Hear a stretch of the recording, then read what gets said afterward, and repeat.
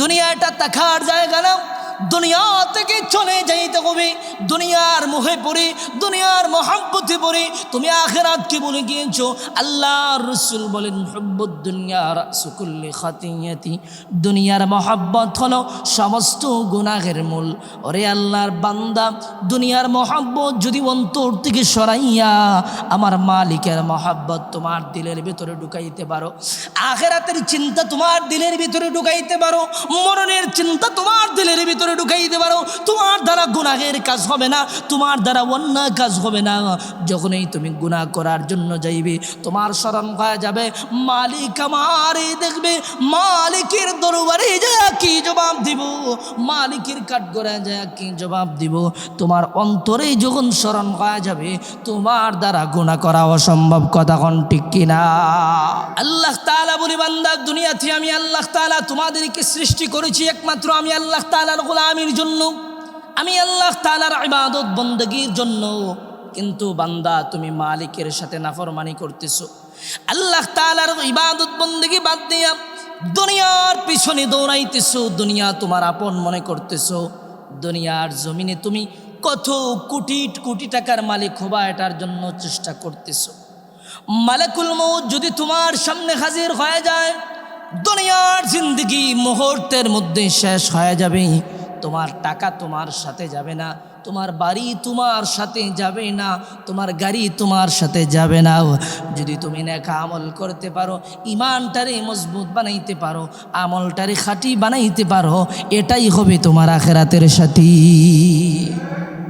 দুনিয়াতে এসেছেন আল্লাহর রাসূল বলেন দুনিয়া মাজরাতুল আখিরাহ, দুনিয়ার জমিনটা হলো এমন, কৃষক দেখবেন যেমনিভাবে কোনো ফসল যদি ফলায় 3 মাস পরে 5 মাস পরে ওই ফসল যদি ভালো হয়, কৃষকের মনটা বড় খুশি, কৃষকের মনে মুখে হাসি ফুটে ওঠে। ঠিক আল্লাহর রাসূল বলেন মুমিনের জন্য দুনিয়াটা হলো মুমিনের জন্য কৃষিখানা।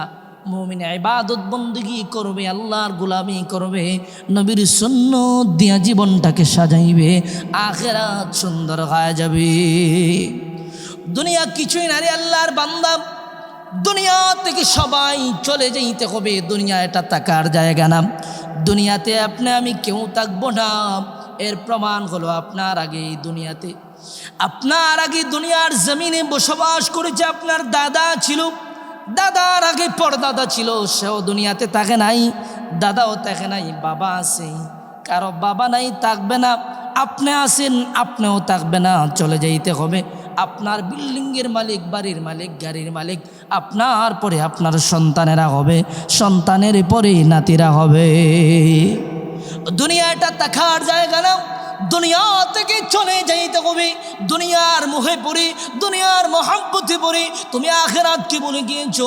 আল্লাহর রাসূল বলেন হুব্বুদ দুনিয়া রাসু কুল্লি খাতিয়াতি, দুনিয়ার মহাব্বত হলো সমস্ত গুনাহের মূল। ওরে আল্লাহর বান্দা, দুনিয়ার মহাব্বত যদি অন্তর থেকে সরাইয়া আমার মালিকের মহাব্বত তোমার দিলের ভিতরে ঢুকাইতে পারো, আখিরাতের চিন্তা তোমার দিলের ভিতরে ঢুকাইতে পারো, মরণের চিন্তা তোমার দিলের ভিতরে ঢুকাইতে পারো, তোমার দ্বারা গুনাহের কাজ হবে না, তোমার দ্বারা অন্যায় কাজ হবে না। যখনই তুমি গুনাহ করার জন্য যাইবে তোমার স্মরণ হয়ে যাবে মালিক আমারে দেখবে, মালিকের দরবারে যায় কি জবাব দিব, মালিকের কাঠগড়ায় যায় কি জবাব দিব। তোমার অন্তরে যখন স্মরণ হয়ে যাবে তোমার দ্বারা গুনাহ করা অসম্ভব। কথা কোন ঠিক কিনা? সকলে নামাজ পড়ে কয় নামাজ আল্লাহর বান্দাটা মসজিদে যায় আল্লাহর কদমে সেজদা দেয়, নামাজ পড়ে আবার ওজনে কম দেয়, নামাজ পড়ে আবার কথায় কথায় মিথ্যা কথা বলে, নামাজ পড়ে আবার সুদের মধ্যে লিপ্ত, নামাজ পড়ে আবার ঘুষের মধ্যে লিপ্ত। ওই বান্দাটার নামাজটা নামাজের মতো না হওয়ার কারণেই ওই নামাজটা তারে খারাপ কাজ থেকে বিরত রাখতে পারে না, আল্লাহর কালাম মিথ্যা হতে পারে না। আল্লাহ তাআলা বলেছেন ইন্নাস সালাতা তানহা আনিল ফাহশাই ওয়াল মুনকার। ওই নামাজের মাধ্যমে বান্দা অন্যায় কাজ, বান্দা নামাজের মাধ্যমে খারাপ কাজ, বান্দা নামাজের মাধ্যমে ফাহিশা কাজ থেকে বিরত থাকে। আপনি বলবেন নামাজ পড়তেছে আবার অন্যায় কাজের মধ্যে লিপ্ত, ওই বান্দাটার নামাজটা নামাজের মতো হয় না রে।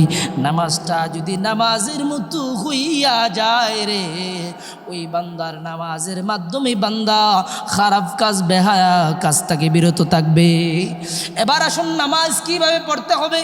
أن تعبد الله كأنك تراه فإن لم تكن تراه فإنه يراك। নামাজটা তুমি এভাবে পড়তে হবে। সাহাবায়ে কেরামের নামাজ কেমন ছিল? হযরত আলী রাদিয়াল্লাহু আনহু যখন নামাজের মধ্যে দাঁড়াইতেন, আলী বলতেন, আমি নামাজের মধ্যে দাঁড়াইলি আমি মহান আল্লাহকে দেখতে পাই। সুবহানাল্লাহ। হযরত আলী রাদিয়াল্লাহু আনহু আল্লাহকে দেখতে পায়। আপনার আমার এমন ঈমান হয় নাই, এমন আমলদার আপনি আমি হতে পারি নাই। যদি তাও না হয়, ফাইল্লাম তাকুন তারাহু ফাইন্নাহু ইয়ারাক। মনে রাখতে হবে, আপনি নামাজের মধ্যে দাঁড়াইছেন, দেখতেছেন যিনি তিনি কে? তিনি আমার আল্লাহ। আমার আল্লাহ সর্ব অবস্থায় বান্দাকে দেখতেছি। বান্দা জলে গুনাহ করে, বান্দা স্থলে গুনাহ করে, বান্দা গোপনে গুনাহ করে, বান্দা গ্লাসের ভিতরে বিল্ডিংয়ের ভিতরে বৈশা বৈশা বান্দা গুনাহের মধ্যে লিপ্ত। যদি দুনিয়ার জমিনের কোনো মানুষ নাও দেখে, দেখেন যিনি তিনি কে? তিনি আমার আল্লাহ। আল্লাহর কাছ থেকে কোনো ছাড় পাইবা না। অতএব বান্দা, তুমি নামাজের মধ্যে দাঁড়াইবা, স্মরণ রাখবা যে আমার আল্লাহ আমারে দেখতেছে। কোনো বান্দা যদি ওইভাবে নামাজ আদায় করে, খুশু খুজুর সঙ্গে নামাজ আদায় করে, বান্দা যখন নামাজের মধ্যে আল্লাহু আকবার বলে দাঁড়ায়, বান্দার মনটা যখন চলিয়া যায় চট্টগ্রাম, বান্দার মনটা চলিয়া যায় চিটাগাং, ওই মনটারে টাইনা নামাজে আন, মনটা নারায়ণগঞ্জ শহরে চলে যায়, মনটা চলে যায় সংসারিক কাজে, মনটা চলে যায় বিভিন্ন ঝামেলার মধ্যে। দেখবেন নামাজে দাঁড়াইলে 10 বছরের পুরাতন কথাও নামাজের মধ্যে দাঁড়াইলে স্মরণ হয়। কথা কোন ঠিক কিনা?